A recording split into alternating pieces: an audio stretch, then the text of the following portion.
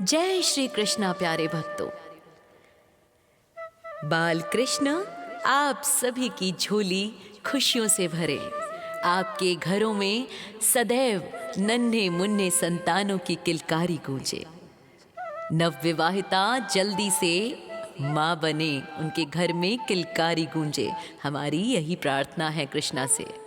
प्यारे भक्तों, भगवान श्री कृष्ण की बाल लीलाओं में उनके सखाओं का बहुत ही महत्वपूर्ण स्थान है। ये सखा केवल उनके मित्र नहीं थे, बल्कि पिछले जन्म के महान ऋषि मुनि और देवता थे, जिन्होंने भगवान के साथ बाल लीला का सुख पाने के लिए ग्वाल बालों के रूप में जन्म लिया था और कन्हैया के साथ मिलकर माखन चोरी में तो उनकी विशेष भूमिकाएं रहती थी। श्री कृष्ण की मंडली में सैकड़ों बालक थे, लेकिन कुछ मुख्य नाम आज हम आपको बताने जा रहे हैं। सबसे पहले श्री दामा, ये कृष्ण के सबसे प्रिय मित्र और प्रधान सखा थे। ये बुद्धिमान थे और अक्सर रणनीति बनाने में कृष्ण की मदद करते थे। मधुमंगल, ये स्वभाव से बहुत ही मजाकिया और खाने के बहुत शौकीन थे। उन्हें लड्डू बहुत प्रिय थे। माखन चोरी के दौरान वे अक्सर पकड़े जाने के डर से सबको हंसाते रहते। सुदामा, ये अत्यंत सरल और शांत स्वभाव के थे। ये वही सुदामा हैं जो आगे चलकर अपने मित्रता के लिए प्रसिद्ध हुए। मनसुखा, ये थोड़े डरपोक लेकिन बहुत वफादार थे। इनका काम अक्सर दूर से निगरानी करना होता था। सुबल, अर्जुन, गंधर्व और विशाल, ये अन्य सखा थे जो खेल और गौसेवा में हमेशा उनके साथ रहते थे। माखन चोरी की योजना किसी युद्ध के अभियान से कम नहीं होती थी। कृष्ण अपनी इस छोटी सी सेना के सेनापति होते और हर सखा का काम पहले से तय होता था। माखन चोरी से पहले सखाओं की एक टोली ये पता लगाती कि किस गोपी ने अभी अभी दही मथा है और ताज़ा माखन निकाला है। वे छिप कर देखते कि गोपी मटकी को कहाँ छिपा रही हैं, घर के अंदर, काल कोठरी में या छत के पास ऊंचे छींके पर।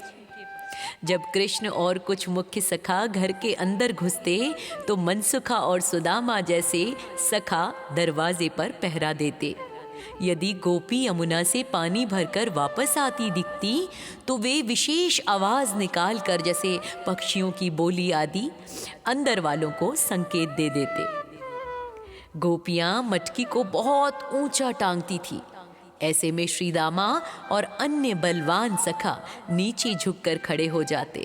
उनके कंधों पर दूसरे सखा चढ़ते और सबसे ऊपर नन्हे कन्हैया चढ़ते। सखाओं का संतुलन इतना सटीक होता था कि कन्हैया आसानी से मटकी तक पहुंच जाते।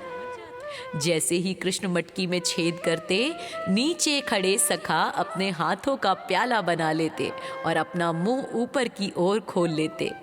माखन की धार सीधे उनके मुख में गिरती। सखाओं की जिम्मेदारी होती थी कि माखन की एक भी बूंद जमीन पर न गिरे, ताकि गोपी को चोरी का पता न चले। और माखन खाने के बाद सखाओं का काम होता था कृष्ण के मुख और हाथों से माखन पोंछना, ताकि यशोदा मैया को तो बिल्कुल पता न चले। हालांकि अक्सर वे खुद ही एक दूसरे के चेहरे पर माखन लगा देते, जिसके बाद में वे पकड़े जाते थे। सखाओं की इस मंडली में बंदर भी शामिल थे। कृष्ण और उनके सखाओं का मानना था कि जो माखन बच जाए या जो थोड़ा खट्टा हो, वो बंदरों को दे देना चाहिए। सखा बंदरों को माखन खिलाते और बदले में बंदर शोर मचाकर गोपियों का ध्यान भटकाने में मदद करते थे। ऐसी थी कन्हैया की टोली। जब कभी गोपी अचानक आ जाती और कृष्ण पकड़े जाते तो सारे सखा खिड़की या दरवाजे के पीछे भाग निकलते थे, लेकिन वे दूर खड़े होकर देखते रहते थे। बाद में वे यशोदा मैया के सामने गवाही देते थे कि मैया, कन्हैया तो हमारे साथ खेल रहा था, ये गोपी तो झूठ बोल रही है। सखाओं की ये गवाही कृष्ण को सजा से बचा लेती थी।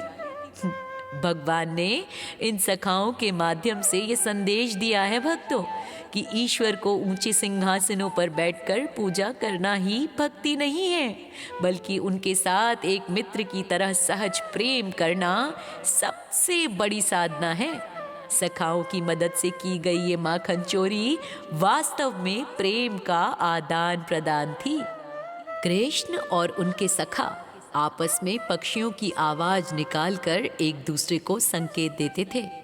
अगर गोपी घर के अंदर है तो कोयल की आवाज, अगर बाहर जा रही है तो कौवे की आवाज। गोपियां बहुत चालाक थी। वे जानती थी कि कन्हैया माखन चुराने आएगा, इसलिए वे कई उपाय करती थी, लेकिन कृष्ण उन सब का तोड़ निकाल लेते थे। ऊंचे छीके का तोड़। गोपियां मटकी को छत के हुक से लटका देती थी। तब कृष्ण पीढ़ा और ओखल का उपयोग करते।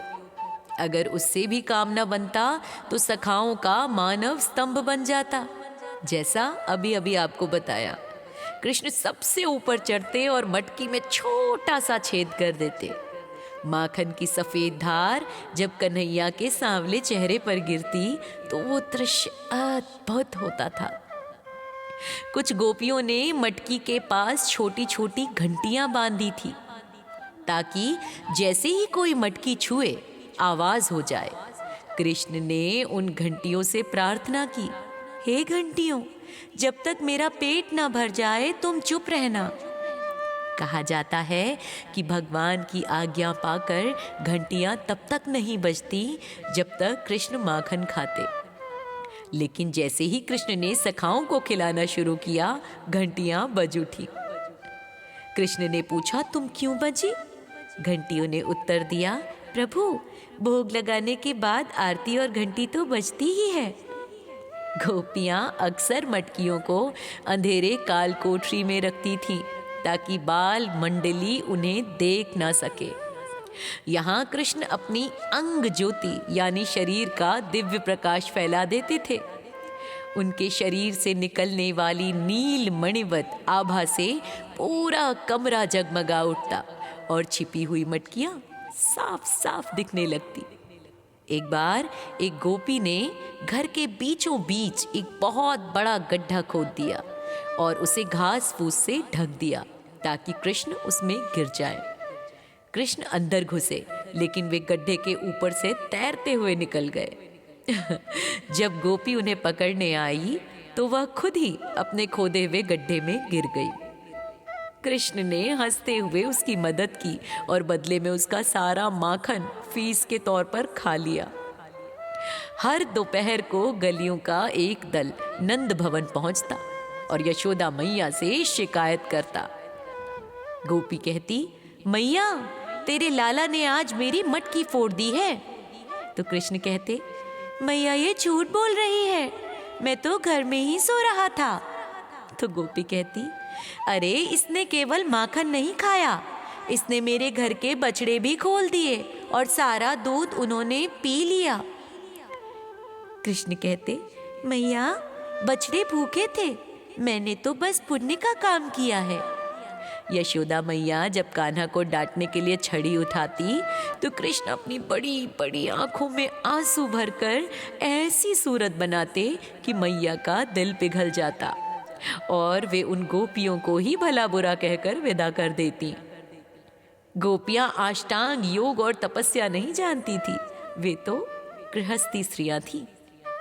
भगवान ने सोचा कि यदि मैं सीधे इनके घर जाऊंगा तो ये संकोच करेंगी। चोरी के बहाने प्रभु उनके घर जाते थे ताकि उनके घर की शुद्धि हो सके। माखन सत्वगुण का प्रतीक है भक्तों। भगवान भक्तों के हृदय से सारा तत्व निकालकर उसे दिव्य बना देते हैं। गोकुल की इन गलियों में माखन की वह चोरी दरअसल प्रेम की चोरी थी। माखन तो सिर्फ बहाना था। आज भी भक्त गाते हैं, ब्रज की गलिन में माखन चोर, मेरो मन ले गयो माखन चोर। प्यारे भक्तों, बाल कृष्ण की ये बाल लीला, ये माखन चोरी लीला, उनके ये सारे जो जेस्चर्स थे वो गोपियों को बहुत प्रिय थे। गोपियों का मन नहीं लगता अगर किसी दिन कन्हैया माखन चुराने ना जाते। वे तो खुद ही कन्हैया की इन बाल लीलाओं से मंत्रमुग्ध हुई रहती और इंतजार करती थी कि कब कन्हैया आए, माखन चुराए, हम उनके कान खींचें, यशोदा मैया से शिकायत लगावे कि उनके लाला ने हमारा माखन खा लिया। लेकिन ये तो सिर्फ ऊपरी दिखावा था। अंदर ही अंदर सभी गोपियों की मन की इच्छा यही थी कि कान्हा रोज उनकी मटकी फोड़े। बलिहारी जाती थी गोपियां कान्हा की ऐसी हरकतों पर। तो प्रेम से कहिए, कृष्ण कन्हैया लाल की जय हो। माखन चोरी करने वाले नंदलाल की सदा ही जय हो।